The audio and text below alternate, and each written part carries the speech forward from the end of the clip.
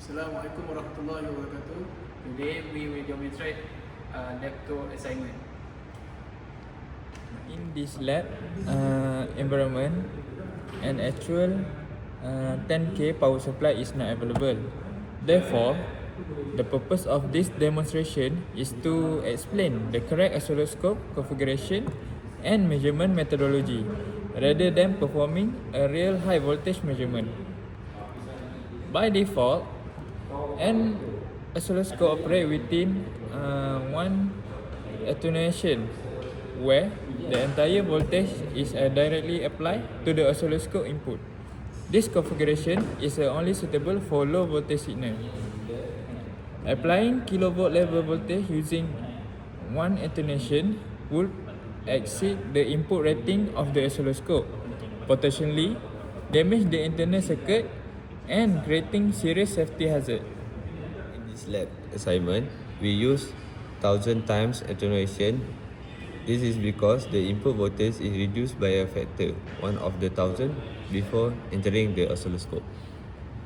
We select probe, attenuation, go to 1000K, then back 1000K.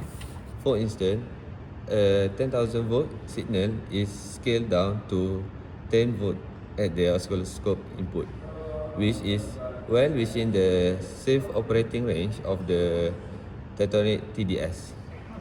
Will make them unsafe and unsuitable for kilovolt voltage measurement. It is also essential for the probe attenuation setting match the oscilloscope channel attenuation setting, so the voltage displayed on the screen accurately represent the actual measured voltage. So now I will show oscilloscope setup and trigger configuration. So firstly we select the up, and then for the coupling we use AC.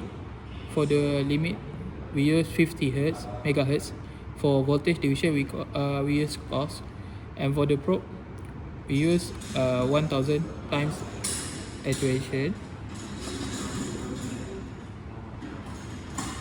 and then for invert we off. Then for the trigger menu setting we use type H. Slope we use rising instead of falling, and next mode we use mode normal, and lastly coupling for AC, and then we set to 50%. So trigger level we can set up based on our voltage. So for this we choose like 800. So we can see that's 800 volt for trigger level.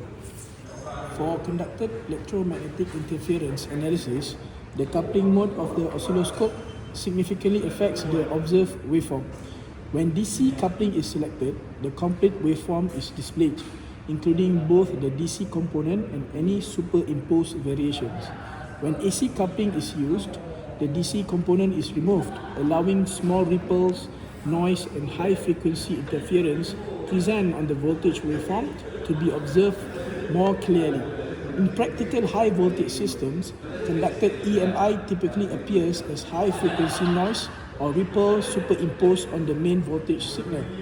Although an actual 10 kV source is not used in this demonstration, the video effectively illustrates the correct oscilloscope setup, attenuation selection, and measurement procedure what would be applied in real-world EMC investigations. Thank you.